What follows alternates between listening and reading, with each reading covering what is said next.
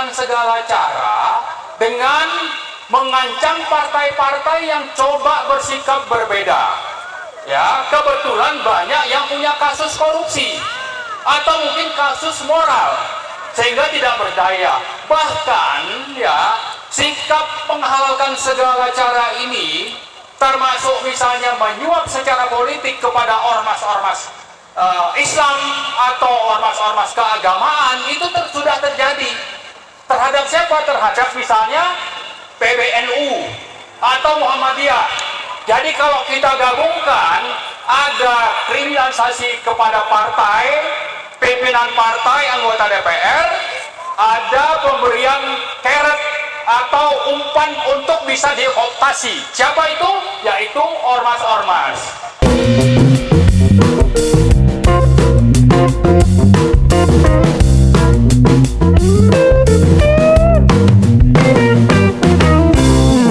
Assalamualaikum warahmatullahi wabarakatuh. Kembali lagi dengan saya di sini Leonardo Sirait di channel Sirait Media. Nah, teman-teman, pada kesempatan ini saya akan sedikit humor lah dikit ya.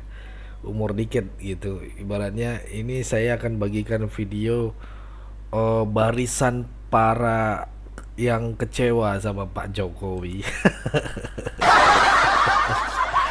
Ini kocak sih, teman-teman. Jadi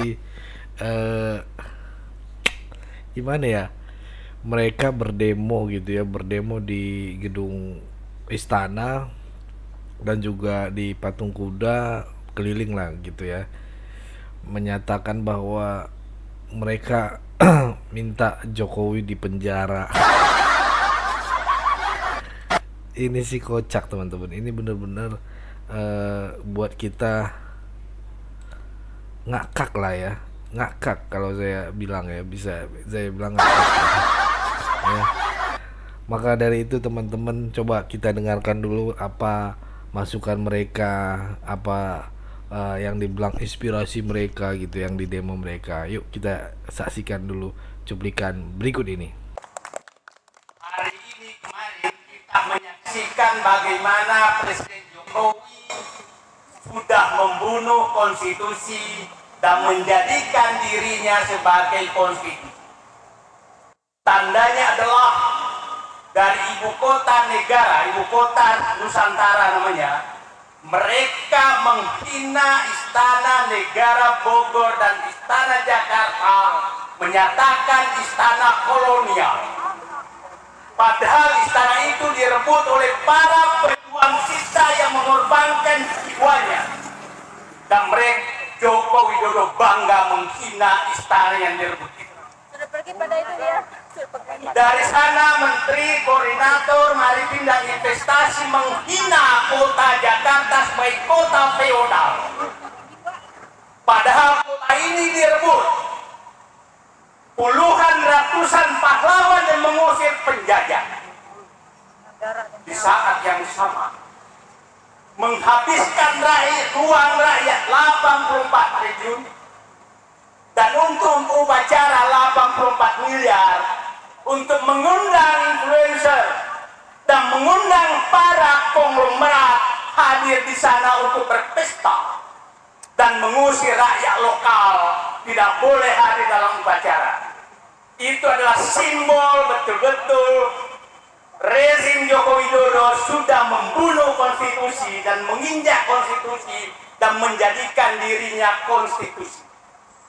Jadi hari ini kita memperingati matinya konstitusi yang dibunuh oleh rezim Joko Widodo. Saya berharap Presiden terpilih Prabowo berkenan melahirkan kembali konstitusi yang asli yang dirumuskan 18 Agustus 1945. Kenapa itu harus dilakukan? Prof. Din, saya ingin menyatakan bahwa gara-gara konstitusi terjadilah siklus kekuasaan dan namanya adalah siklus rampok, sogok, dan berkuasa. Rampok semua oleh para pengusaha yang menjadi penyumbang dalam penguasa. Habis itu sogoklah rakyat dengan berbagai bentuk bansos, macam-macam, ormas disogok, habis itu berkuasa lagi dan berkuasa lagi dan menyogok lagi. Siklus ini siklus ini bisa terjadi. Nah, kita di depan mata kita, saya katakan, Pantai Indah Kapuk Gua itu sedang terjadi proses pengambil alihan hak rakyat yang sangat nyata di depan mata kita. Luasnya itu saya yakin akan melebihi Singapura, karena perkiraan saya akan ada perampasan hak rakyat sekitar 100.000 hektar dengan harga yang sangat tidak masuk akal, Rp50.000 per meter, dan dia jual dengan Rp36 juta. Apa yang terjadi? Semua aparat, semua preman sudah menjadi kacu dari para penyumbang penyogok kekuasaan, dan itu terjadi di seluruh Indonesia. PIK 2 di depan mata kita itu terjadi di seluruh kota di Indonesia, dan kita menyaksikan kemarin bagaimana mereka ketawa-ketawa di atas puncak bukit di Indonesia, di ibu kota negara. Mereka itulah yang menguasai negeri ini. Mereka itulah yang menguasai partai politik. Mereka itulah yang menguasai siapa yang menjadi pejabat-pejabat akan datang. Pertanyaannya, relakah kita serahkan negeri ini kepada mereka? Terima kasih. Assalamualaikum warahmatullahi wabarakatuh. Nah, itu tadi teman-teman ya, videonya kocak ya. Saya sih nggak habis pikir teman-teman. Ini benar-benar miris kalau dibilang ya. Saya sampai batuk nih. Mereka ini gimana ya, demo dari orang-orang yang sakit hati kali. Sakit hati, dengki gitu ya teman-teman. Terus dan kurang kurang berprestasi kalau menurut saya. Justru diarahkan pada orang-orang ini gitu ya, prestasinya di dalam negeri gak jelas juga. dan bahkan gak diakui gitu kan. Kalau Jokowi masih mending, masih ada yang diakui gitu. Ya kan gitu teman-teman. Padahal yang berdemo ini kalau diberi amanah belum tentu mereka bisa gitu kan teman-teman. Ibarat penonton sepak bola, mereka itu cuman di pinggir jalan gitu. Gitu ya teman-teman. Ini kocak sih teman-teman. Kita harus dengarkan lagi beberapa ada masukan inspirasi ya teman-teman. Oke, kita lanjut ya. Kalau bicara merdeka, yang merdeka siapa? Kita lihat foto pada acara 17-an kemarin di IKN, yang duduk di bagian depan itu konglomerat, jenderal-jenderal di belakang. Ini menggambarkan apa? Ya, artinya yang berkuasa itu siapa gitu. Ya. Kemudian merdeka misalnya kita bebas dari penjajahan. Faktanya penjajahan itu tidak jauh dari Jakarta. Itu di PIK 2 terjadi penjajahan oleh siapa? Oleh pemerintah yang didukung oleh aparat-aparat. Siapa aparatnya? Ada oknum polisinya, ada TNI-nya, ada ASN-nya, ada aparat-aparat Pemdanya. Rakyat dijajah. Jadi yang merdeka siapa, yang dijajah siapa setelah 79 tahun, itu menjadi catatan bagi kita. Itu poin pertama. Yang kedua, poin kedua saya kira kita bicara kenapa ini bisa terjadi. Ternyata ada pemerintahan yang memang semakin otoriter, berada di atas hukum, berada di atas trias politika. Siapa dia? Presiden Joko Widodo. Kenapa dia bisa terus berkuasa? Karena tadi yang pertama itu ada konglomerat pendukung yang bergabung dalam pemerintahan oligarki. Nah, sudahlah oligarki, nepotis pula. Bukan nepotis misalnya MK putusan nomor 90 bisa ditangi untuk apa? Untuk supaya bisa menjadi cawapres. Kemudian melalui putusan MA, ya tadi MK ini MA nomor 23, itu namanya Kaisang bisa menjadi cagup atau cawagup. Jadi pemerintahan otoriter yang dilegalize dengan berbagai aturan kebijakan ini sudah terjadi, yang membuat hal yang ketiga yang perlu kita perhatikan juga. Jadi poin ketiganya adalah kenapa ini bisa berjalan mulus. Ternyata presiden kita ini menghalalkan segala cara dengan mengancam partai-partai yang coba bersikap berbeda. Ya, kebetulan banyak yang punya kasus korupsi atau mungkin kasus moral. Itu tadi ya teman-teman, videonya aduh lucu banget ya. Mereka ini bikin ribut gitu. Anda sendiri kan pengen jabatan, pengen kedudukan, tapi nggak tercapai gitu loh. Aduh, Mbah Jokowi ini kan tinggal 2 bulan lagi. Mari kita tunggu saja pergantian presiden. Jadi santai aja gitu loh. Kamu hanya segelintiran orang. Mari kita terus doakan semangat rakyat untuk melakukan perlawanan.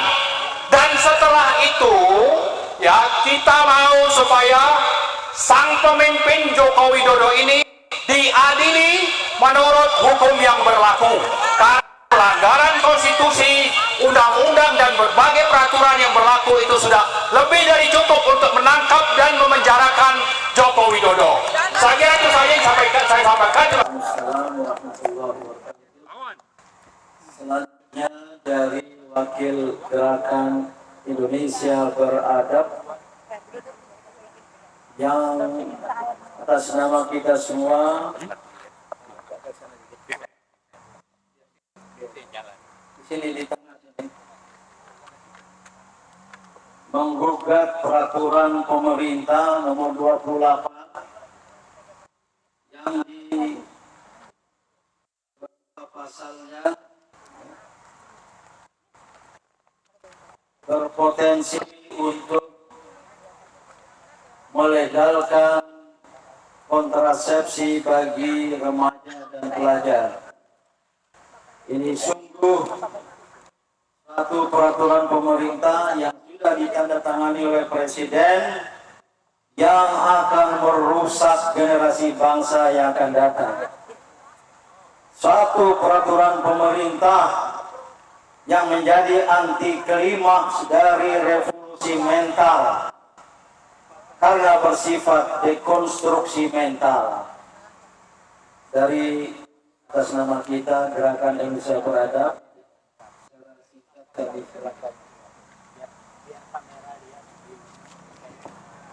Bismillahirrahmanirrahim. Assalamualaikum warahmatullahi wabarakatuh. Perkenalkan, nama saya Rita Subagio, mewakili Presidium Gerakan Indonesia Beradab. Ingin menyampaikan beberapa aspirasi yang tentunya menjadi keprihatinan kita bersama.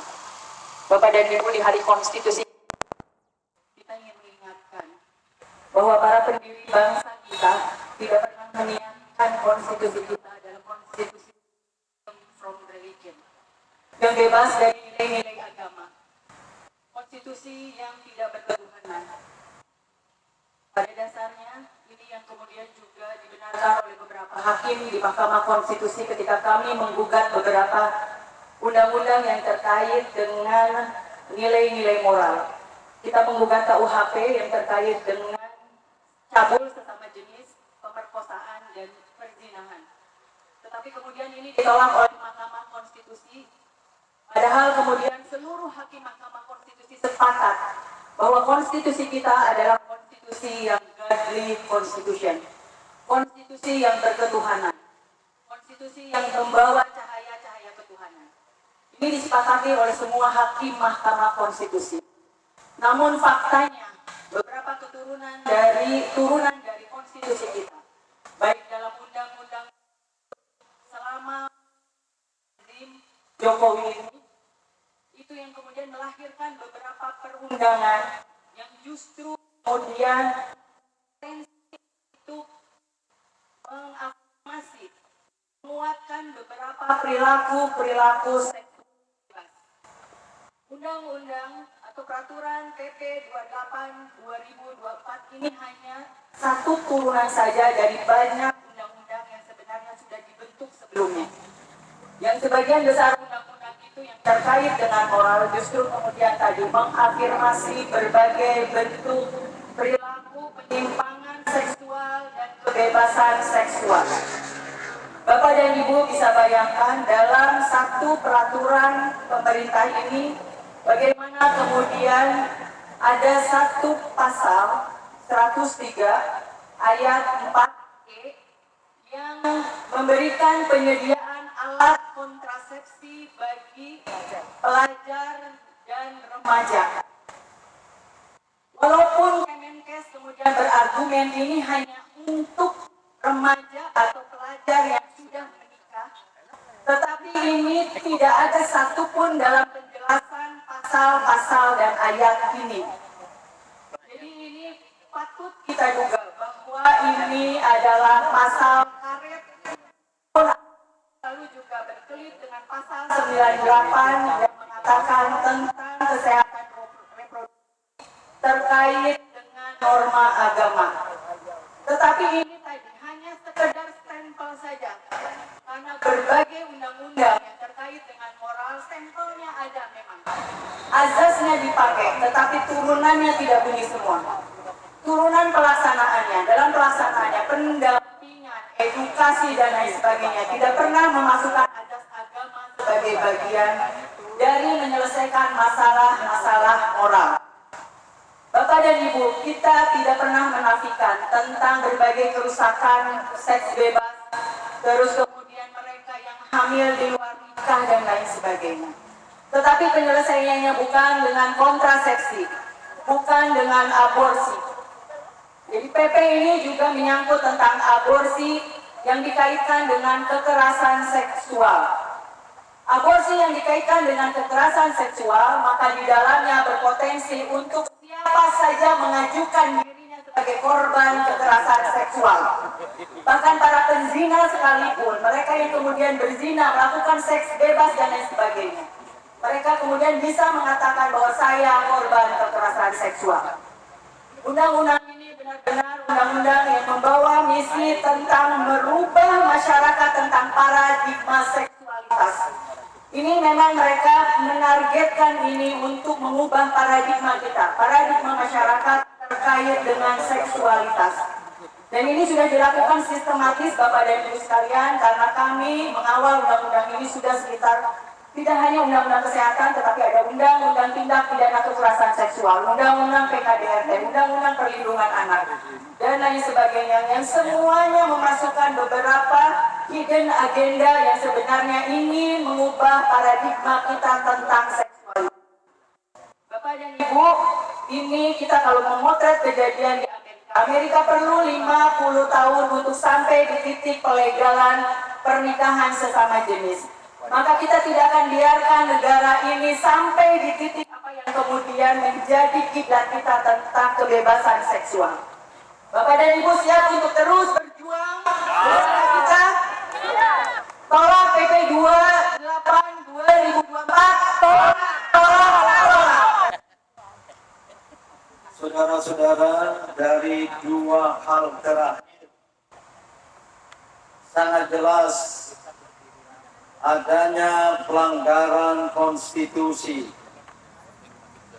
adanya sikap kediktatoran yang dalam bahasa agama adalah kezaliman terhadap rakyat 9 kecamatan yang berada di pantai utara Kabupaten Tangerang yang tergusur, yang terusir dari kampung halamannya sendiri.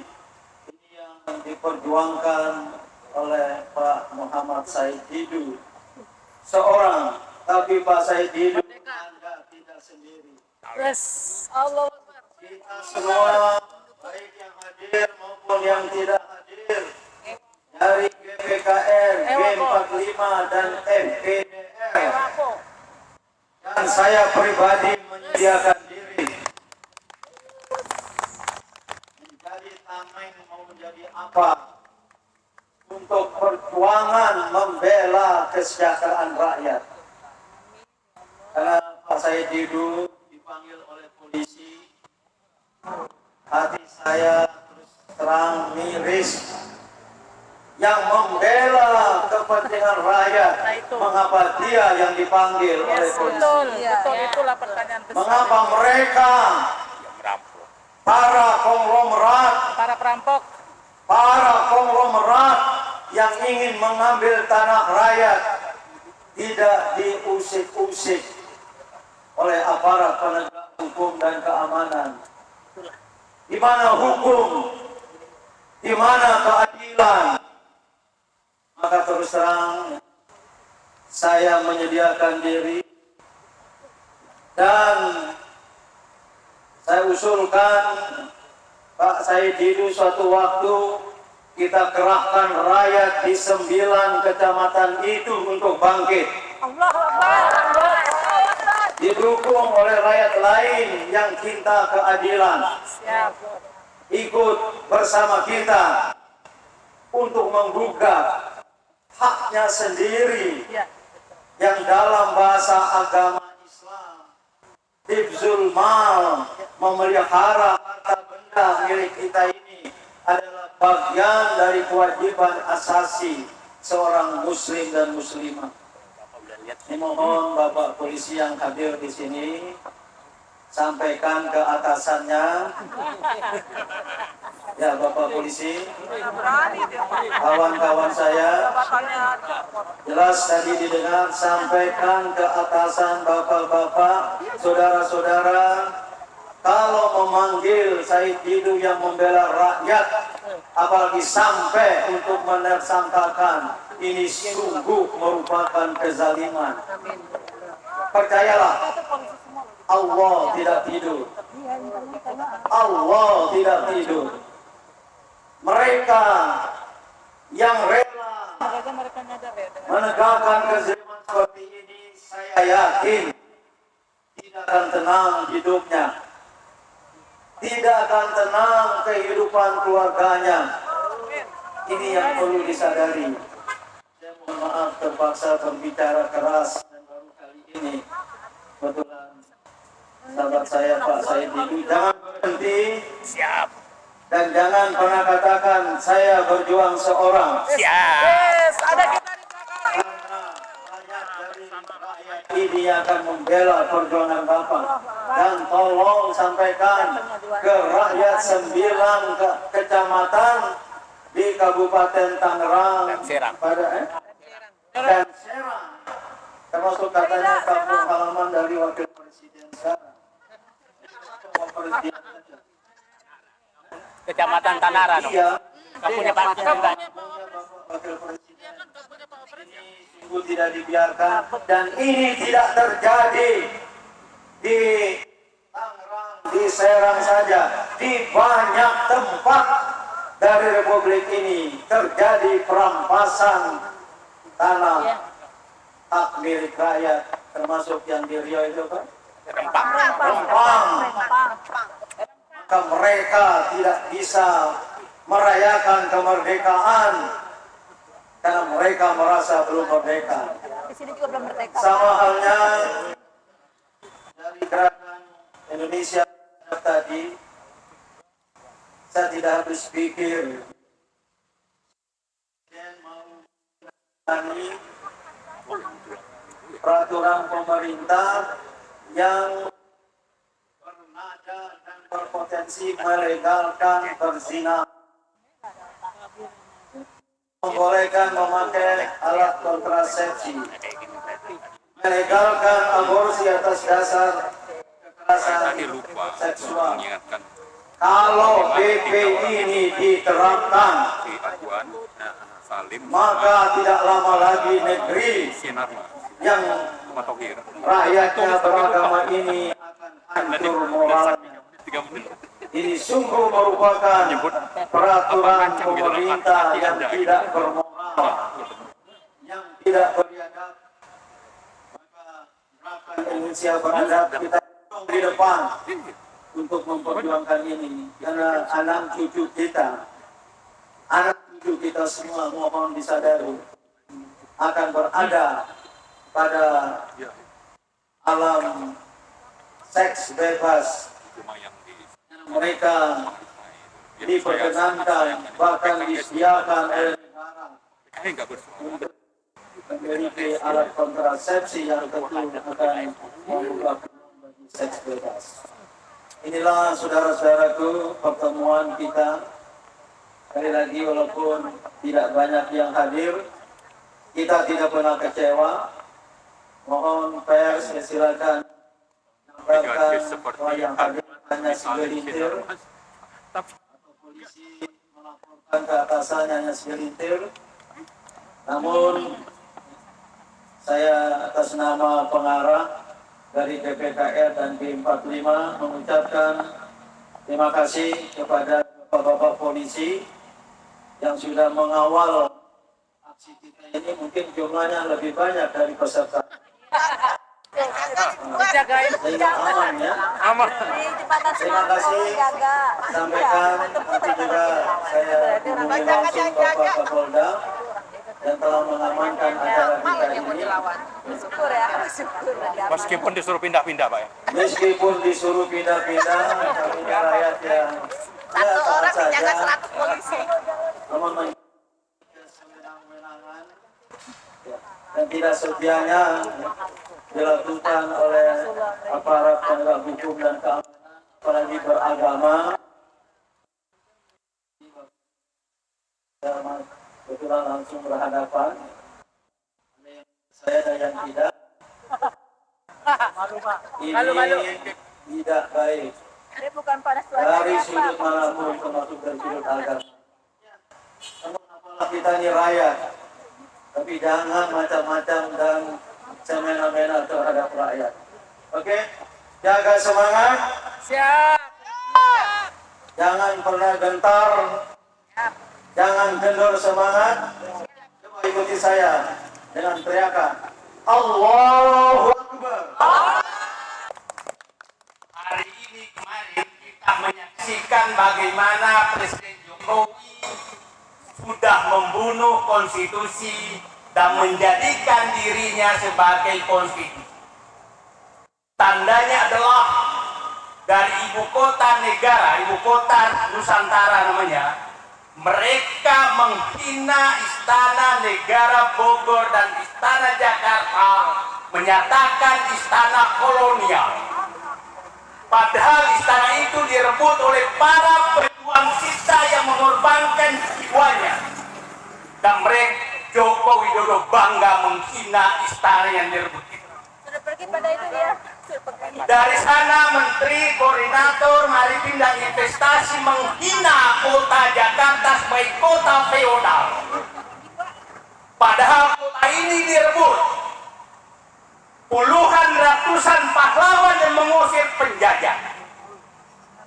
Di saat yang sama menghabiskan ruang rakyat 84 triliun dan untuk upacara 84 miliar untuk mengundang influencer dan mengundang para konglomerat hadir di sana untuk berpesta dan mengusir rakyat lokal tidak boleh hadir dalam upacara.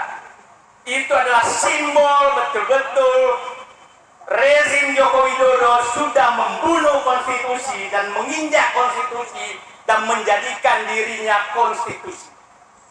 Jadi hari ini kita memperingati matinya konstitusi yang dibunuh oleh rezim Joko Widodo.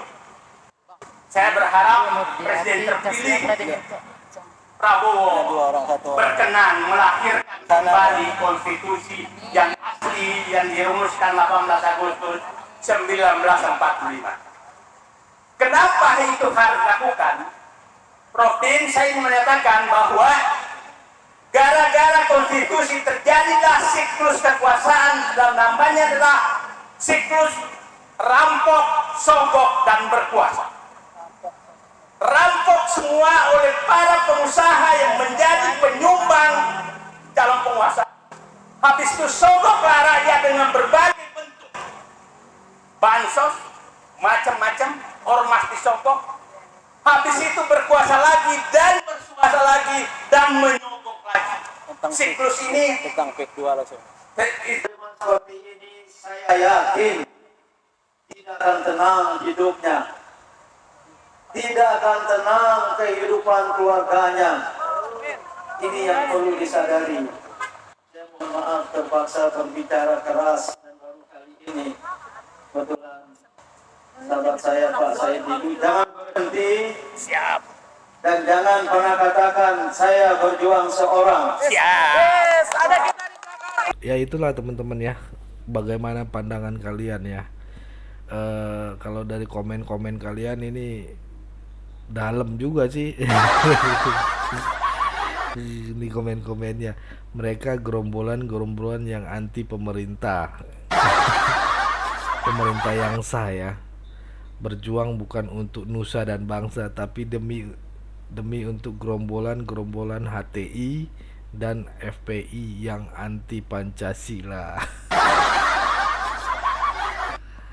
Aduh, ayo masyarakat, awam harus hati, jangan mudah terprovokasi ya.